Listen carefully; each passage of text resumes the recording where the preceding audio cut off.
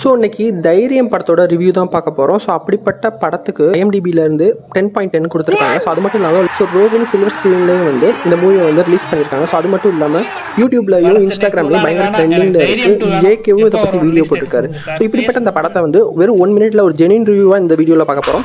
So welcome to the video. So அப்படிப்பட்ட இந்த படத்தில் என்ன கொடுத்துருக்காங்கன்னு பார்த்தாப்புல, அதாவது ஒரு 10th படித்த ஒரு பையன் வந்து எந்த அளவுக்கு இந்தளவுக்கு கான்சியஸாக வந்து அஸ் அ டேரக்டராகவும் சரி, அஸ் அ ரைட்டராகவும் சரி, அஸ் அ ஆக்டராகவும் சரி, ஷார்ட் ஃபிலிமை வந்து ஸோ பல கலைகளில் வந்து இந்த ஷார்ட் ஃபிலிம் வந்து எடுத்து முடிச்சிருக்காரு. ஸோ இது மட்டும் எல்லா கிட்ட வியூஸ் போயிருக்கு. ஸோ நெக்ஸ்ட்டு எப்போ ஷார்ட் ஃபிலிம் வந்து நீங்கள் எடுப்பீங்கன்ற அளவுக்கு க்ரேஸ் வந்து உண்டாயிருக்குன்னு தான் சொல்லலாம். இந்த படத்தில் வந்து மைய கருத்தை மட்டும் சொல்லிடுறேன்.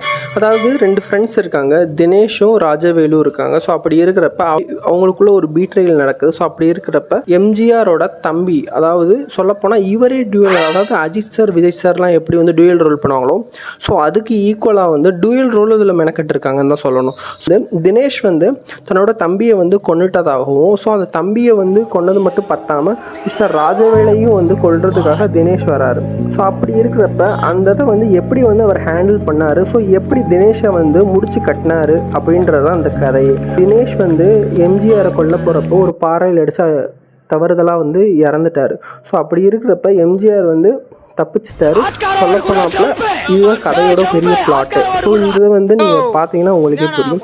ஸோ அந்த எல்லா போஸ்ட் கிரெடிட் சீனுமே நம்ம பார்த்துருப்போம் மார்வலில். பட் ஸோ இது வந்து ரொம்ப யூனிக்கான ஒரு போஸ்ட் கிரெடிட் சீன். ஸோ என்னன்னு பார்த்தாப்புல கடைசியில் வந்து தினேஷ் வந்து உயிரோடு இருக்கதா காமிச்சிருவாங்க.